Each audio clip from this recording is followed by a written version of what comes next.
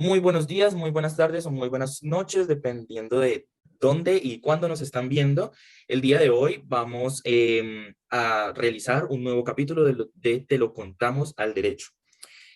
Bueno, el día de hoy, junto con Mateo y junto con Juan Sebastián, tenemos el placer de tener el invitado especial a el doctor Daniel Eduardo Hoyos, el cual nos hablará un poco sobre los temas constitucionales de la sentencia T007 del 2020 y junto con varios temitas sobre la ponderación.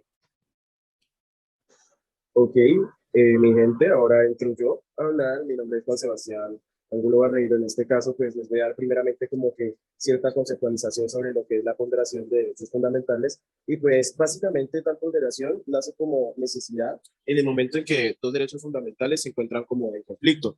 Pues a eso se le llama colisión de derechos. Así que de tal manera es necesario que toda una autoridad pondere, valore o balancee cuál de ellos permite una mejor efectividad, provocando pues que los mismos derechos no sean coartados, sino que pues al contrario, que puedan investir a la ciudadanía de derechos que se consideran mucho más justos y necesarios. De hecho, ahí es cuando se habla también del principio de proporcionalidad, pues incluso hay que tratar de impedir que se busque la efectividad de un derecho mediante el sacrificio o restricción de otro. Justamente a eso se le llama o se le conoce pues como principio de armonización.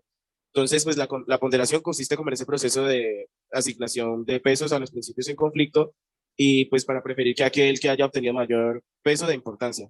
Además, pues es posible afirmar que la ponderación implica, pues como en un caso concreto de colisión de principios o de derechos fundamentales, la preferencia por el principio de mayor importancia y pues a la vez la afectación de otro principio que pues se considere de menor importancia. Eso es todo. Eso es lo que podemos como que mirar en la imagen que les estoy dando ahí.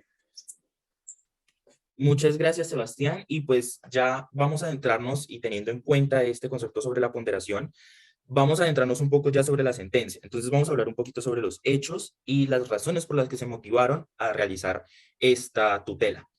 Bueno, esta tutela se dio debido a que la señora Giselle, pues a nombre propio y a nombre de varios de sus familiares, denunciaron la vulneración de varios derechos fundamentales por parte de un periódico local después de el asesinato de su padre.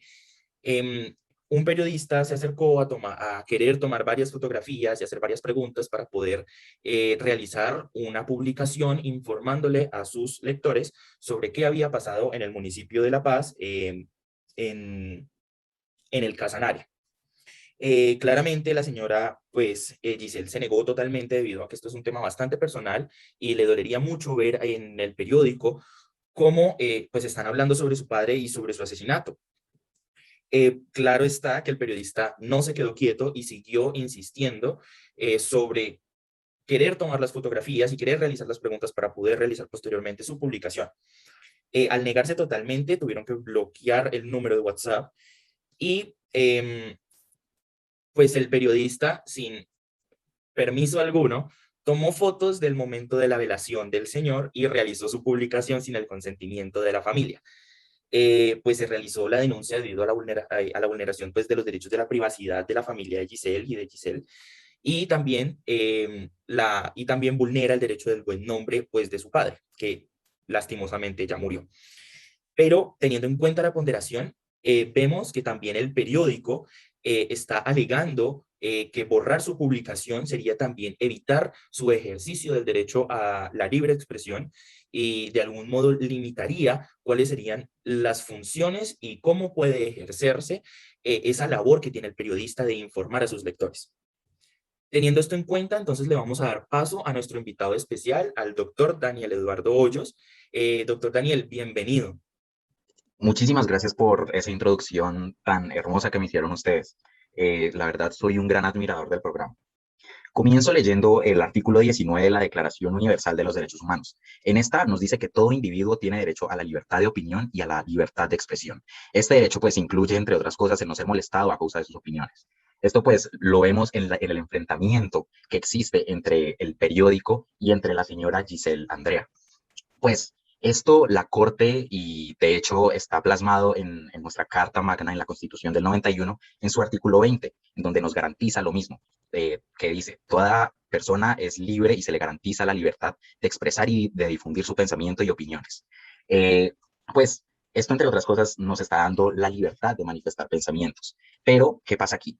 esa libertad que se nos está hablando a nosotros, hay un límite. Entonces, existe dentro de este mismo artículo un principio, que es el principio de responsabilidad social. Este principio de responsabilidad social es exclusivo para los medios de comunicación. Entre otras cosas, lo que hace este principio es no vulnerar derechos.